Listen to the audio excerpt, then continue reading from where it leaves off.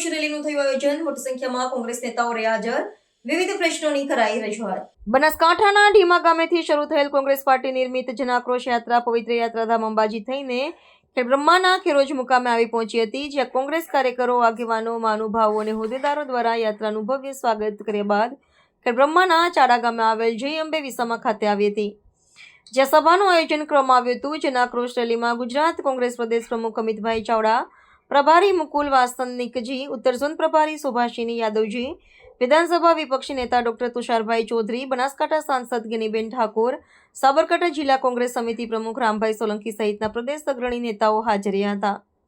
સભાની શરૂઆત યાત્રામાં આવેલ મહેમાનોના સ્વાગતથી તથા તેમને ફુલાર પહેરાવી કરવામાં આવી હતી. આવેલ મહેમાનો દ્વારા આક્રોશ યાત્રા વિશે પ્રાસંગિક માહિતી તથા વિવિધ પ્રશ્નોની ચર્ચા કરવામાં આવી હતી, જેમાં ભાજપના રાજમાં પ્રજાને પડતી મુશ્કેલીઓ અને બેરોજગારી બાબતેની ચર્ચા કરવામાં આવી હતી. આ ઉપરાંત મોંઘવારી, ખેડૂતલક્ષી વિવિધ પ્રશ્નોની સવિસ્તર માહિતી અગ્રણીઓ દ્વારા આપવામાં આવી હતી. સભામાં સ્થાનિક લોકોએ પોતાના પ્રશ્નો રજૂ કર્યા હતા, જેમાં મુખ્યત્વે આગિયા ગામે જીઆઈડીસીની માંગણી સંદર્ભે અને ખેડવા જળાશયનું ડેમનું પાણી આગળ પહોંચે અને તળાવ ભરાય તે માટે લોકોએ આવેદનપત્ર આપી રજૂઆત કરી હતી. ત્યાંથી જન આક્રોશ રેલી ખેડબ્રહ્મા શહેર ખાતે આવી પહોંચી હતી અને લક્ષ્મીપુરા 4 રસ્તા ખાતે આવેલ બાબા સાહેબ આંબેડકરના સ્ટેચ્યુને ફુલાર પહેરાવી આ યાત્રા વડાલી તથા ઈડર જવા રવાના થઈ હતી.